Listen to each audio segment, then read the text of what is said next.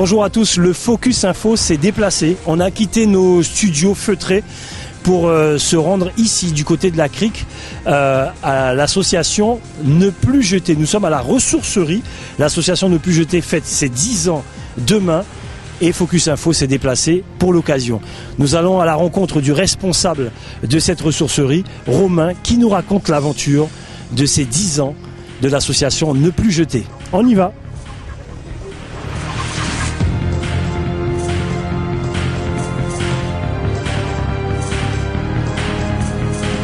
Romain, bonjour, vous êtes responsable de la ressourcerie ici, à Ne Plus Jeter. Expliquez-nous un petit peu ce que vous faites. Alors moi je suis le responsable de ce lieu qui est donc géré par une association qui fête ce samedi ses 10 ans, l'association Ne Plus Jeter. Donc moi je suis responsable des activités de ce local. Ce local c'est une ressourcerie, donc c'est un lieu où on collecte des objets qui sont laissés à l'abandon par les particuliers. Les particuliers sont consciencieux, sont responsables, donc ils nous amènent ces objets qui sont encore en bon état. Et ces objets sont récupérés, triés et vendus par 4 salariés qui sont en contrat d'insertion. Donc ici c'est un lieu qui est à la fois écologique et équitable. Moi j'encadre le personnel et je suis aussi responsable de toutes les activités et c'est moi qui chapeaute notamment un petit peu l'organisation de ces festivités. Est-ce que le but du départ est resté le même ou entre-temps les choses ont évolué ? Les choses ont beaucoup évolué pour Ne Plus Jeter. 10 ans pour une association, c'est déjà un très bel âge. Au tout début, Ne Plus Jeter, c'était un groupe d'individus qui se sont réunis pour nettoyer les plages de Rémire. Donc ils étaient une poignée. C'est vrai, ça continue toujours ça. On va relancer justement en cette année 2014 de 10 ans, on va faire un petit clin d'œil à l'histoire en reproposant à nos adhérents et au grand public des maillouries sur les plages de Rémire. Mais effectivement, au tout début, Ne Plus Jeter, c'était Ne Plus Jeter dans l'espace public, sur les plages. Ensuite, comme dans toutes les associations, le flambeau a été repris par d'autres personnes qui ont amené une nouvelle énergie, de nouvelles idées. Et donc aujourd'hui, nous sommes une association qui gérons ce local, une ressourcerie. Racontez-nous un petit peu, on va justement se promener un petit peu. Racontez-nous comment se gère ce local. On voit du monde. Comment vous gérez ici? Comment ça se passe? Eh bien, avant tout, c'est un commerce. Comme vous pouvez voir, il y a des vêtements, il y a des clients. Nous avons une caisse avec une vendeuse. On est vraiment très content d'être implanté au cœur de la Crique, dans un endroit très populaire. Donc nous proposons des vêtements et des livres à prix modique et donc on est vraiment au plus près de notre clientèle dans ce quartier un petit peu défavorisé de Cayenne, mais on est juste à côté du marché, donc tout le monde peut venir ici. Un coin très populaire. Oui, extrêmement populaire. Ça se passe très bien avec le voisinage. Ici, les clients sont d'origine culturelle vraiment partout. Variée. Oui. Il y a de quoi vêtir les enfants pour les plus petites bourses. Il y a aussi des vêtements. On est très fiers aussi de notre bibliothèque qui est de plus en plus fournie. Ah, on va voir. Ouais. Allons-y. Alors justement, cette bibliothèque, comment ça se passe? Parce que en général, les gens viennent pour récupérer des vêtements. Et le livre, alors, ici, dans ce quartier populaire? Eh ben le livre se porte très bien, d'autant plus depuis que Roberto, qui est notre vendeur et notre responsable de la bibliothèque, l'a reprise en main. C'est bien simple. Si vous cherchez un roman, un manuel scolaire, un livre bien précis, vous venez voir Roberto et avec Roberto, vous aurez vraiment la qualité du conseil et la qualité de l'accueil. Très bien. Donc on a une première partie ici. Il y a du livre, il y a des vêtements. Et alors, des gens doivent emmener des vêtements ici ou vous-même vous les récupérez sur des collectes? Comment vous faites? Oui, merci bien d'évoquer ce point-là. Les gens peuvent déposer, comme ils le font essentiellement ici, dans notre boutique quand nous sommes ouverts du mercredi au samedi. En outre, nous avons 6 points de collecte différents répartis sur l'île de Cayenne, à la région, à la Procep, route de Montabaur chez nos partenaires du Graine, au DSRU de Balata, à la régie de quartier de Rémière-Montjoly. Et donc ce sont des bornes qui s'apparentent à des poubelles qui sont customisées. Et donc les gens, s'ils sont un petit peu trop éloignés de la crique, ils peuvent déposer leurs vêtements ou leurs livres dans ces bornes. Allez, on change de lieu. Dites-nous où on va là. Alors là on va dans l'antre d'une ressourcerie, c'est-à-dire l'espace de stockage et l'espace de tri.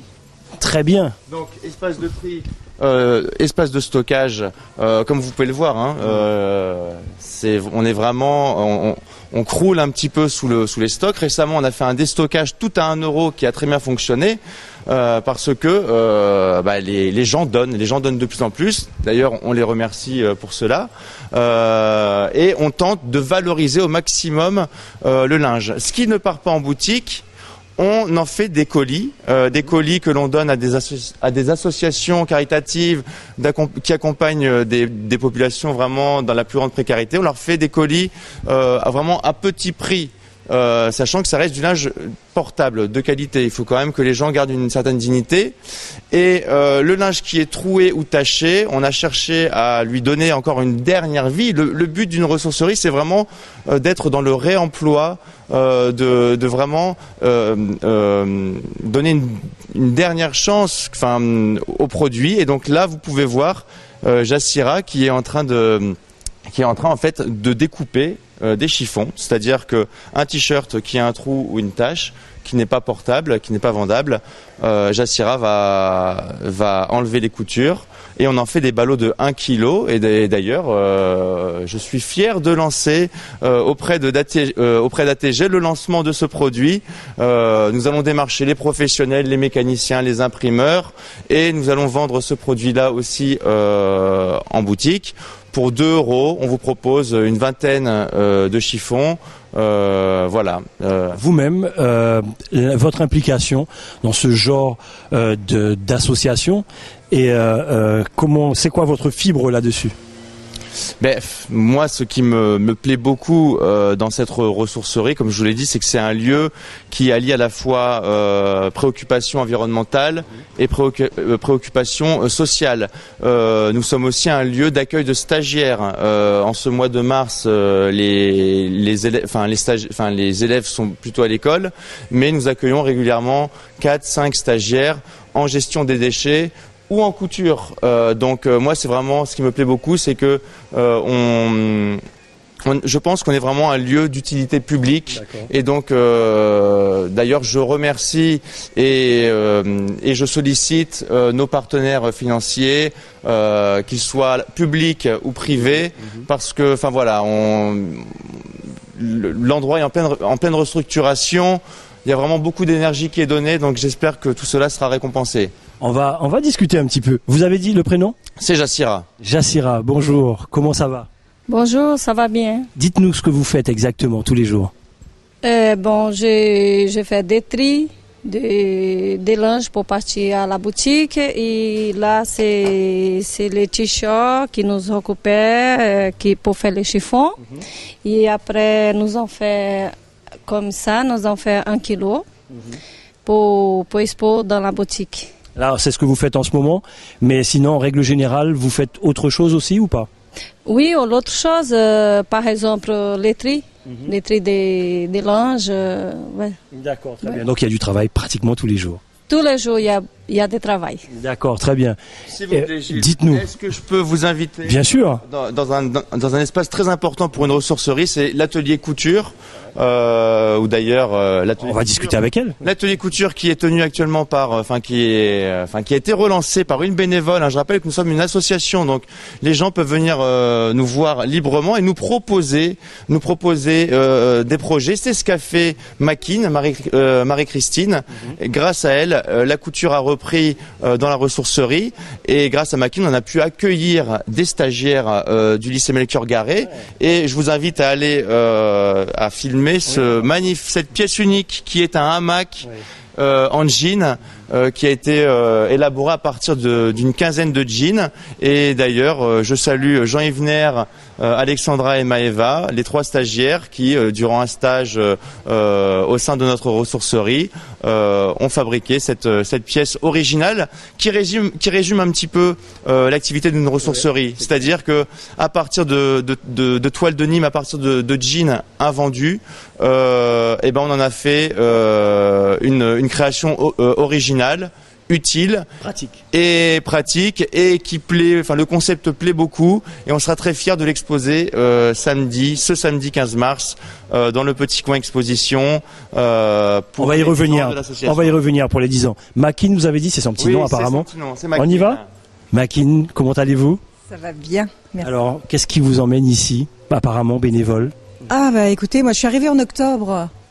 Mon mari était là depuis le mois d'août et donc je voulais une activité. J'ai toujours fait du bénévolat, j'ai fait un tas de trucs. Et puis la couture, je connais. Donc c'est lors d'une exposition au jardin botanique que la ressourcerie était là. Puis je me suis proposée, je me suis présentée. Puis depuis, je suis là. D'accord, très bien. Apparemment, vous aidez aussi des jeunes à travailler aussi? Oui, des jeunes qui sont en CAP ou en BEP, Bac Pro, couture. Et moi ça me plaît parce qu'en plus je suis vraiment en lien avec la population d'ici, c'est ce que je voulais. C'est avoir des liens avec eux, savoir comment on vivait ici, savoir comment c'était. Vous faisiez de la couture avant? J'en ai fait, mais c'était pas mon métier, non.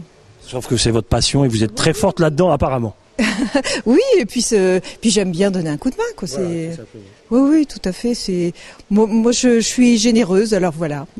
Très bien. Et maintenant, on va parler de cet anniversaire justement. C'est demain l'anniversaire. Racontez-nous un petit peu ça. La grosse fête de ne plus jeter. 10 ans, c'est une fierté. Ah mais oui, comme tous vos partenaires seront là. Mais en tout cas, ils ont tous été conviés. Ensuite, l'avantage c'est qu'on est près du marché, donc le samedi matin, en plus lors du petit été de mars, les gens, je pense, iront faire leur petit marché. Et donc ne plus jeter, c'est de l'autre côté du canal, donc c'est juste à côté. Donc j'espère qu'il y aura le plus grand monde.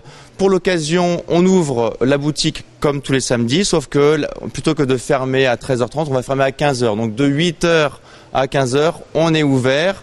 Et là, pour l'occasion, on va aménager ça cet après-midi. La boutique va se refaire une petite beauté.